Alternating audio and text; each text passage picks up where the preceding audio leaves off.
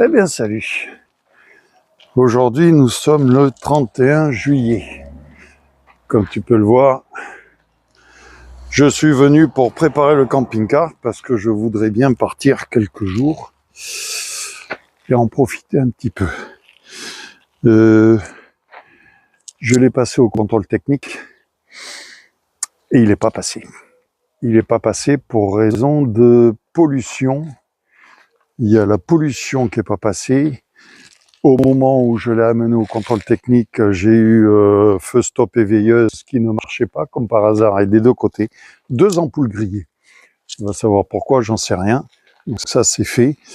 Et j'ai aussi, là, les pneus. Ils sont bons. Hein. Ils sont tellement bons qu'ils ont 12 ans.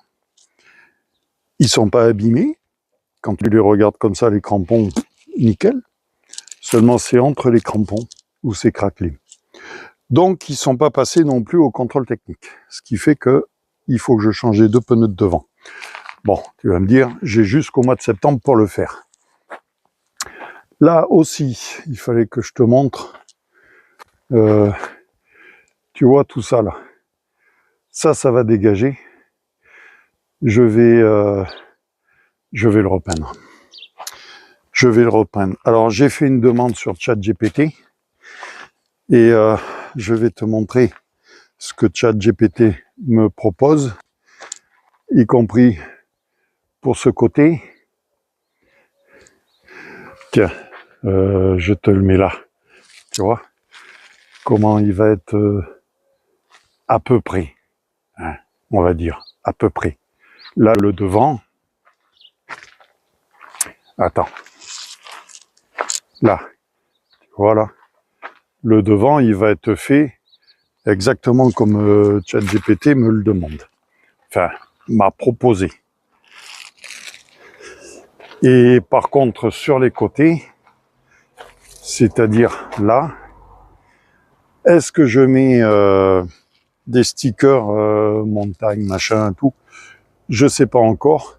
Mais par contre, tout ça en bas, là, jusqu'au bout, ça va être peint en noir aussi. Et derrière, ça va être fait. Bon, peut-être pas maintenant. Mais c'est dans l'idée. Voilà. En attendant, eux, eh ben, ils vont rouler encore comme ça. Hein.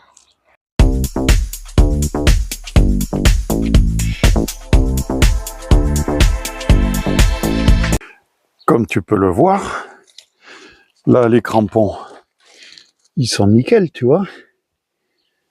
Témoin d'usure. Eh, il est loin. Hein. Il est loin. Mais le souci, c'est qu'ils sont de la... Tu vois, ils sont de la 13e semaine 2014. Voilà. On est donc en 2026. Ça fait qu'ils ont 12 ans. Et là, ils sont pas craquelés sur les côtés, ni sur les flancs de l'intérieur, mais ils sont craquelés ici, en plein milieu des crampons. Voilà. Alors, peut-être que celui-là, c'est pas flagrant. Tu peux pas bien voir, mais je crois que c'est sur l'autre côté. On va aller voir. Voilà. Tu vois, regarde. Je sais pas, tu vois là comment c'est craquelé? Eh bien, à cause de ça, c'est pas passé au contrôle technique. Voilà. Donc, quand je l'ai acheté, qui m'a dit, j'ai changé les pneus, oui, il a changé les pneus arrière, mais pas devant.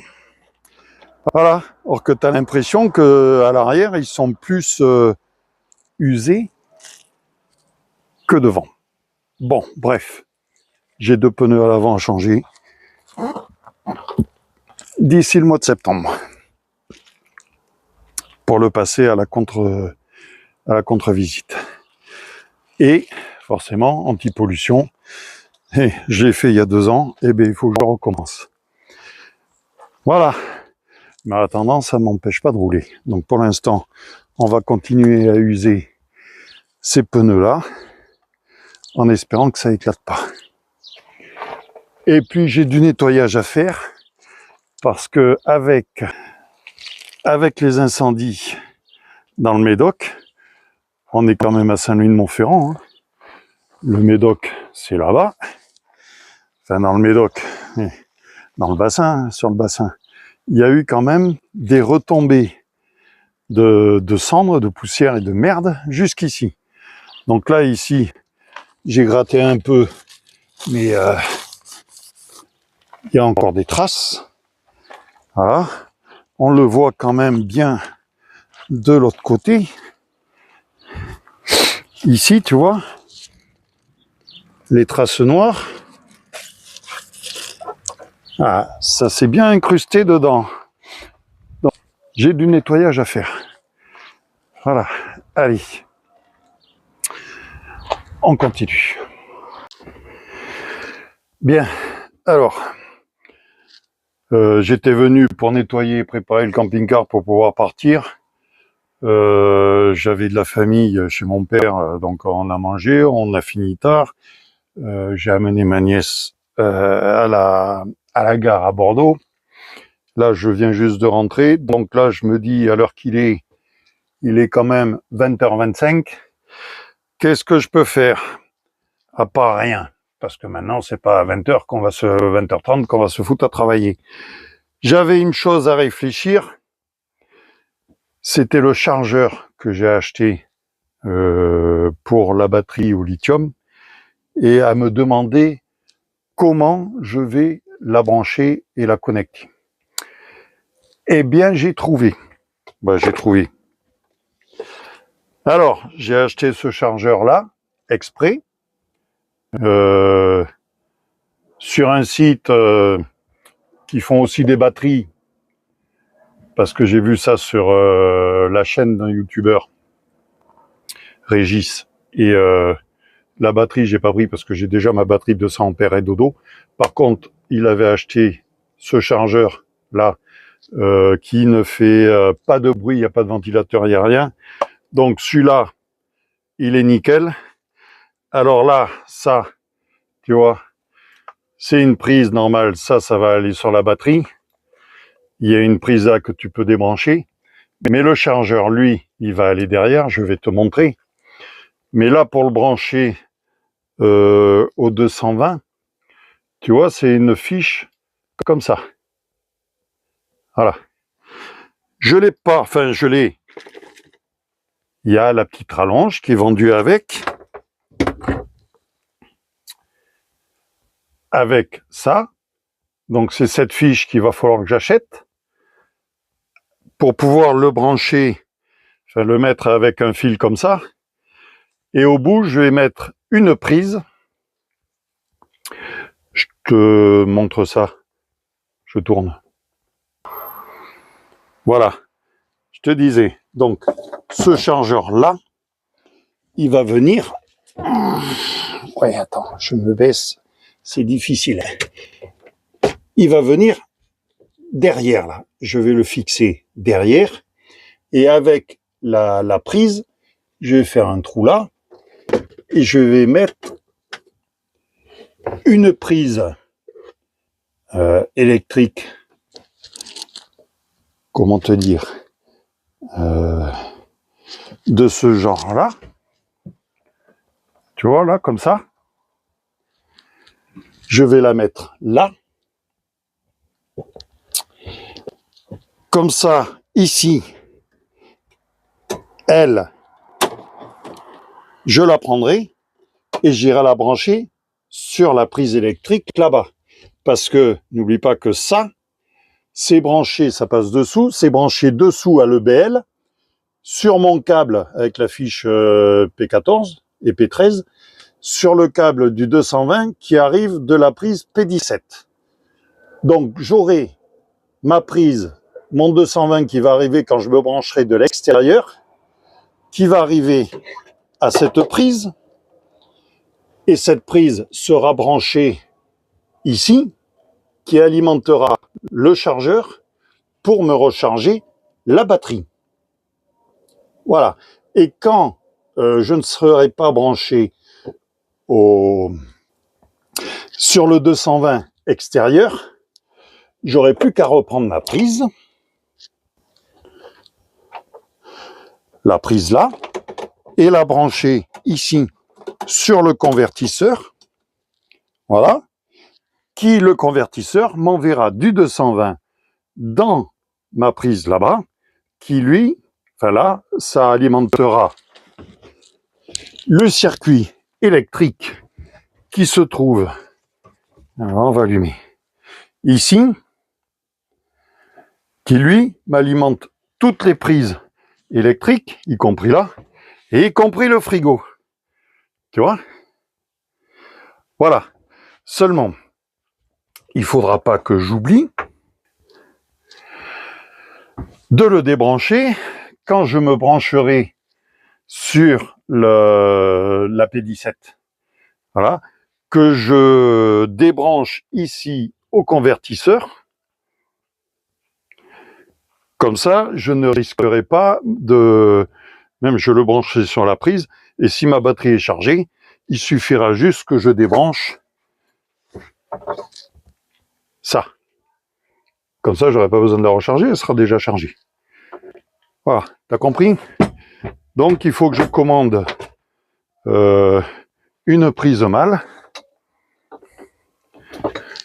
comme ça, pour pouvoir, et une prise normale, une prise classique. Je pense que je dois en avoir, il faut que je regarde. Je dois en avoir, il doit m'en rester une par là.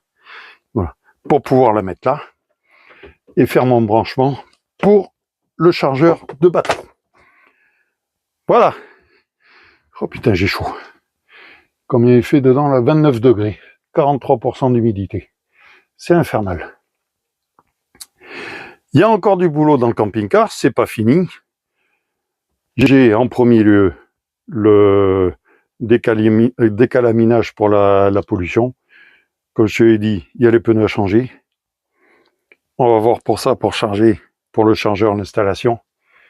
Et après, pour voir là, tu vois là, ça c'est encore viré là. Tu vois, il s'est décollé. Donc il va falloir que je recommence à tout démonter et tout gratter correctement. Là, j'en ai marre là, de ça. C'est infernal. Voilà, allez. Donc je t'ai dit, il y a du boulot.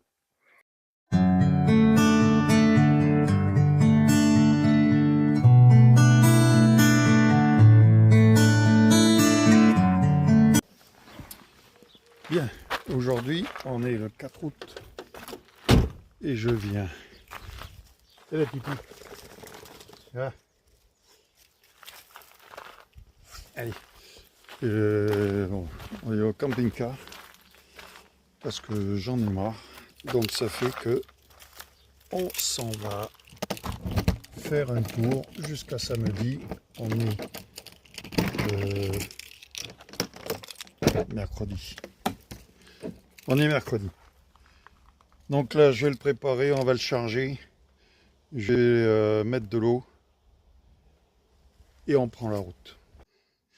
Bon, j'ai fait j'ai fini de remplir de gasoil. Voilà, je suis à plein maintenant.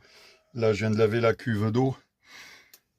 Le frigo, vu que je suis pas venu hier pour le mettre en route, eh bien, il tourne au 220, tu vois. Là. Voilà. Au 220. Et je peux dire que bon, il rafraîchit déjà. Hein. Et puis heureusement, parce que là, il est plein de trucs. Allez, je finis de remplir ma cuve de flotte. La cassette des toilettes est faite, elle est prête, elle est en service. Je finis de remplir ça. Pendant que ça se remplit, je vais vider les sacs pour les mettre dans les placards. Voilà. Et après, on prend la route, direction le Bug. Ouais, on va aller voir l'aquarium. Alors, je sais pas à quelle heure on va arriver ce soir. On va se planter, on va se mettre dans un endroit par là. Et ensuite, eh bien, demain, on ira visiter l'aquarium. Allez, je te mets le trajet là.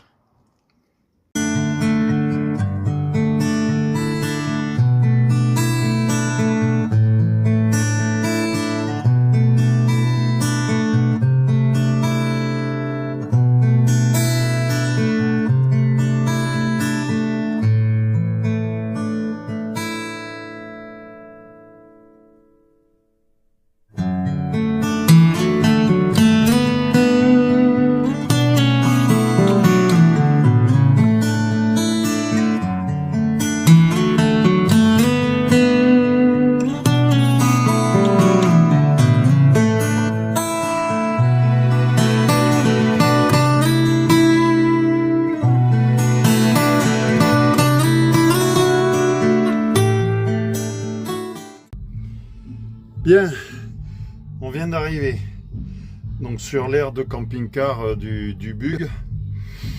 Donc l'aire de camping-car c'est bien, mais il y a tellement de camping-cars, il n'y a pas assez de bornes électriques. Alors heureusement que je suis autonome, tu vois. Vaut mieux prévoir dans ces conditions. Donc là, le 220 j'ai éteint. Le frigo il est passé en gaz. J'ai branché la chaudière, tout j'ai mis en route, donc tout ça, ça marche. C'est nickel. Là, l'éclairage, on est sur du LED parfait, ça consomme que dalle. J'ai 99h59 minutes d'autonomie. Tu vois, je consomme 0,54 ampères, 7 watts. J'ai cette lumière et celle-là là. En LED, ça éclaire comme en plein jour. C'est nickel chrome. Plus tableau qui est allumé pour donc le frigo, alimenter le frigo et la chaudière. Là, c'est nickel. Par contre, on arrive sur l'aire de camping-car. À côté, il y a une grande place. Qu'est-ce qu'il y a? Une scène ouverte. Et là, je sais pas si tu entends. Normalement, tu dois entendre. Je vais te montrer. On va aller dehors. Viens. Regarde. Attends. Je te tourne. Oh, quel bonheur!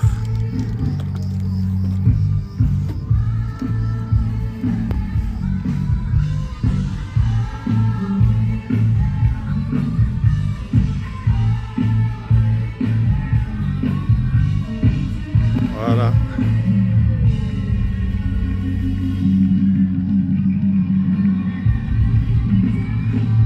C'est super. Bon, normalement, ça devrait finir à 2 heures. Normalement.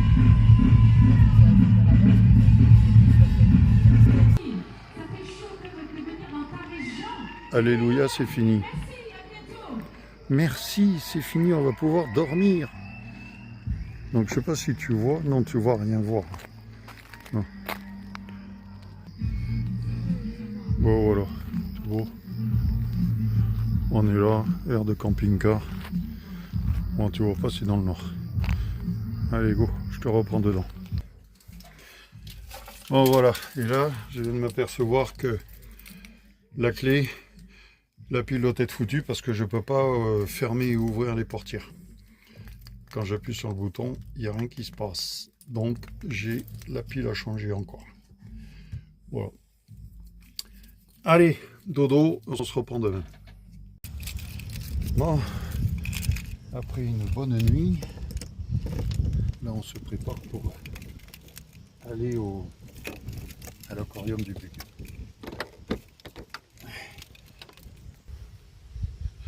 Donc, il va y avoir du vent, j'ai pas mis la bonnette. Allez, je vais te montrer ce que ça fait quand c'est en plein jour. Voilà. Alors, il va y avoir du vent, tu vois. La scène était là-bas, ils l'ont démonté hier soir, aussitôt fini. Donc là, tous les camping-cars sont partis. Il y en a partout. Et Mustang est là. Et toujours pas possible de se brancher en 200 là. Toutes les prises sont prises. Donc voilà. Allez, résultat. Je ferme tout, je ferme le gaz. Et on est parti. On se retrouve tout à l'heure à l'aquarium.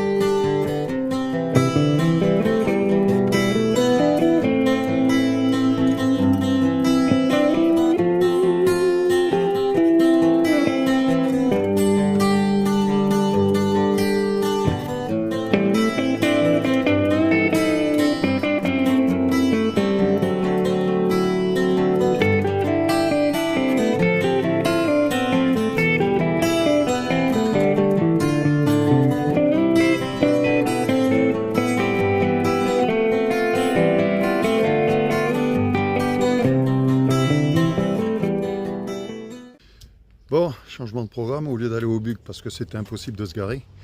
Voilà, il y a de la place. Et on est au château des Midlands, château de Joséphine Baker. Ah, allez, on va faire la visite.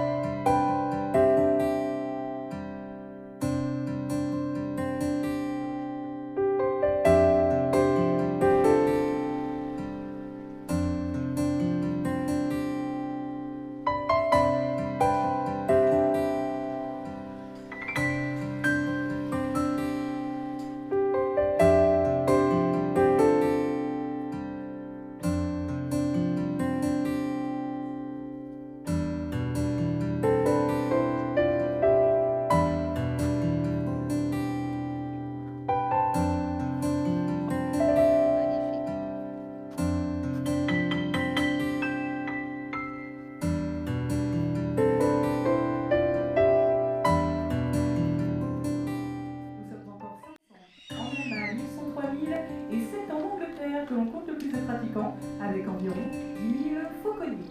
Avant de présenter l'oiseau, je vais poser une première chose. Tous les oiseaux que vous verrez ici évoluer sur la pelouse sont nés et élevés en captivité, pas de prélèvement à l'état naturel.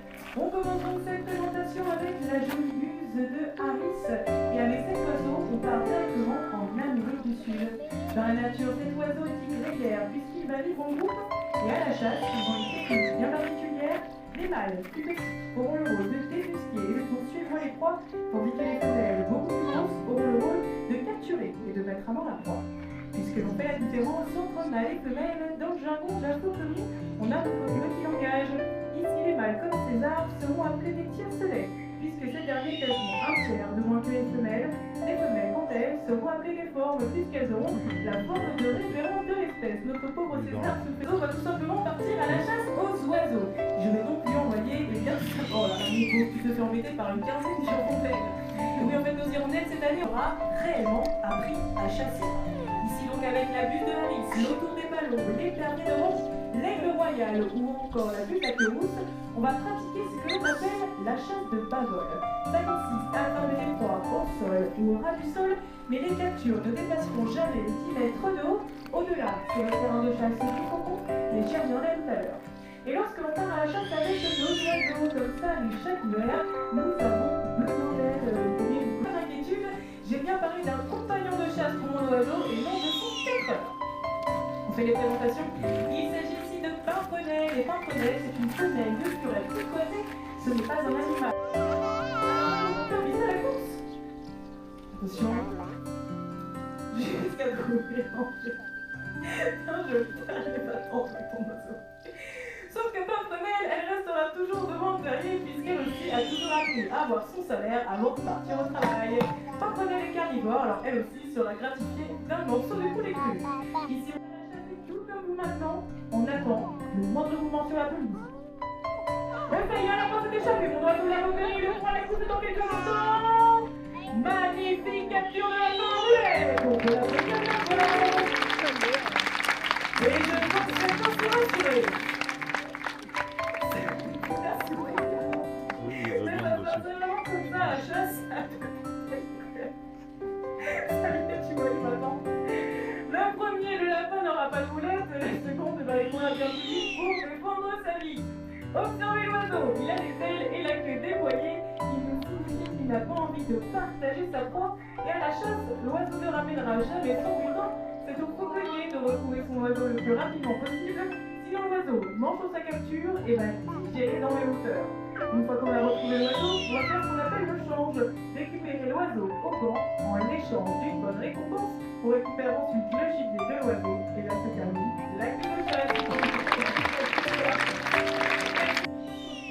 Même des singes. Et si certains qui vous vendent de Véro vont nicher près des cours d'eau, ces derniers deviennent même pêcheurs. Veros eagle owl, also commonly known as the milky eagle owl, is a member of the family Strigidae. It is the largest African owl, weighing 2.5 kilos and has a wingspan of 1.80 meters. It lives primarily in dry wooded quiet streets, brown eyes with conspicuous pale pink eyelids giving the impression that their eyes are open even when they are sleeping peacefully during the day. Ma collègue ainsi que moi-même remontons deux bouts de plumes sur la tête de l'oiseau. Ces bouts de plumes, elles sont appelées les aigrettes. Et selon une théorie scientifique, les aigrettes nous permettraient de comprendre le comportement de l'oiseau, ce savant qui permettra alors de casser l'air au contact de l'oiseau et rendre ce vol totalement silencieux. Mais ici, ce qui trahit son silence, c'est tout simplement son cri de bébé qu'elle aurait dans la nature pour demander de la nourriture à ses parents. Et Dame Blanche ou encore Estelle des Clochers, cet oiseau, on le retrouvera facilement en France, nichant dans nos églises ou encore dans d'anciens pigeonniers. C'est un très bon auxiliaire de culture, cet oiseau va se nourrir à 90% de micro-mammifères, c'est-à-dire des petits rongeurs, et les 10% restants, ce sera des oiseaux ou encore de petites chauves-souris. On va pouvoir estimer que lorsqu'un couple de chouettes et frères va avoir Its flight is extremely quiet, their face characteristically white and heart-shaped in most species. This owl does not hoot but utters a weary, drawn-out shriek. cette chouette, vous l'aurez peut-être déjà vu sauf que tous ces cris ont valu l'apparition de nombreuses superstitions à son égard, et il n'était pas rare jusqu'au siècle dernier de voir cette jolie chouette crucifiée sur les... Pour nous, c'est une véritable catastrophe, pour lui, c'est une aubaine pour pouvoir se nourrir de façon abondante. Great Grey Owl is the African spotted eagle owl is the smallest of Couleur terre battue de la même couleur que la plume de mon oiseau. Et lorsqu'on est un jeune chasseur, eh bien, on va observer tout ce qui se passe sur son environnement de chasse avant simplement de partir soi-même à la chasse, puisqu'on n'est jamais à l'abri de se faire attaquer par l'aigle des steppes. Ici, Goumba, pas d'inquiétude, normalement pas d'aigle des steppes sur ta tête, mais en ce moment nous avons nos bilans noirs qui sont en migration, direction et bien l'Afrique, et on observe quand même les bilans avant de partir au travail. Je te sens sur l'œil, mon petit Goumba, que observes-tu dans le ciel? Quelque chose en tout cas, mais je ne sais pas quoi. Peut-être que les collègues ont vu des choses en plus. La vertu du fauconnier, messieurs dames, c'est ce qu'on appelle la passe César de l'après-midi. Verstappen, on met la deuxième. Ok. Et on est parti, messieurs dames, pour la course César de l'après-midi. Regardez comme il court bien, jeune jambe, parfait. Et ça y est, en tant que proie, je me fatigue et on me mange tout cru. Et on peut l'applaudir.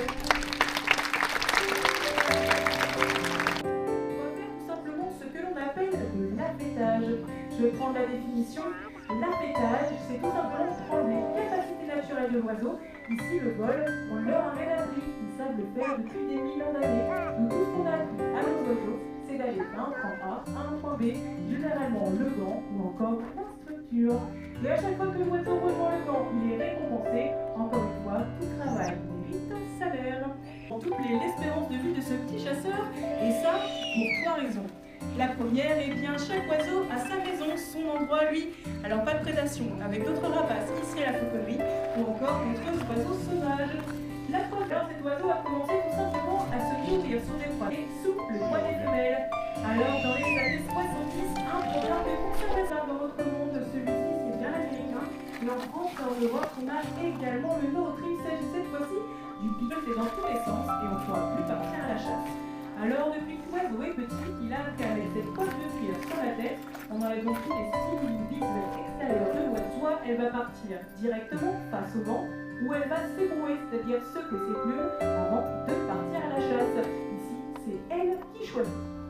Dans quelques instants, l'oiseau va donc décoller. On enchaînera une première attaque. Et vous allez voir, première attaque, premier échec. On s'imagine que dans la nature, la première attaque n'est pas synonyme de réussite. Objectif pour Reina, récupérer le plus rapidement ce leurre, et pour ça, elle va jouer avec tous les éléments pour surprendre son fauconnier. En passant derrière le château, la structure, en jouant avec le vent ou encore le soleil, et même parfois en passant au travers de vos têtes. Ça t'accompagne ce que ressent un pigeon qui voit sa dernière heure arriver. À son prochain passage, observez les ailes de l'oiseau, longues, pointues, coulées dans leur sens, ce qui nous fait penser à la lame de faux, l'outil qu'on utilisait autrefois pour faucher les blés. Si l'oiseau ne va pas faucher les blés, il va faucher l'air. Et c'est d'ailleurs la faux fac en latin qui aura donné son nom au concours. Dans quelques instants, mon collègue va servir l'oiseau dans les airs, lui donner l'opportunité d'attraper cette pièce de cuir. Mais pour ça, il faut que le fauconnier ainsi que l'oiseau soient Ici, on va enchaîner une haie. Et ici, il va donc jeter le faux. On jette le leurre aujourd'hui ou on pose? Attention, suspense, que fait-on?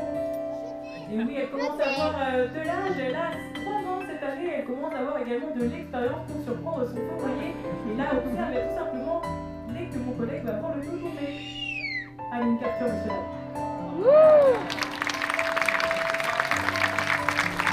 Une capture qu'elle m'en va donc aujourd'hui juste devant vous.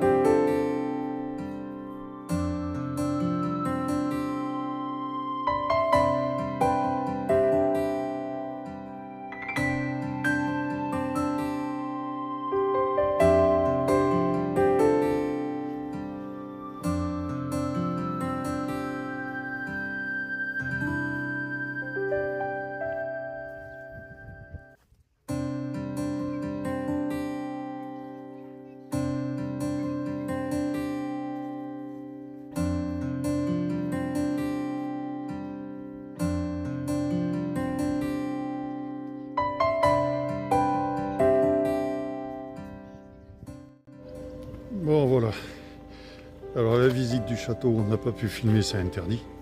Ni photo, ni film, vidéo, tout bazar. Voilà, il est 20 h. Donc là on s'en va. On va essayer de retourner vers le Bug pour pouvoir y être de bonne heure demain matin au niveau de l'aquarium. Allez, à plus tard. Parcourir les grandes plaines à bord de mon camping-car Mustang. Le vent souffle fort, la route est longue, mais l'aventure m'attend, je suis prête à la vivre. Je vogue vers des nouvelles aventures, des compétitions de bowling, des rencontres. Fangio au vent des Mustangs, ma chaîne YouTube me garde connecté à ma famille et mes amis. Les kilomètres défilent, le soleil se couche, le ciel s'embrasse de couleurs chaudes. Je m'arrête pour la nuit sous les étoiles et je rêve de victoire et de gloire. Je vogue vers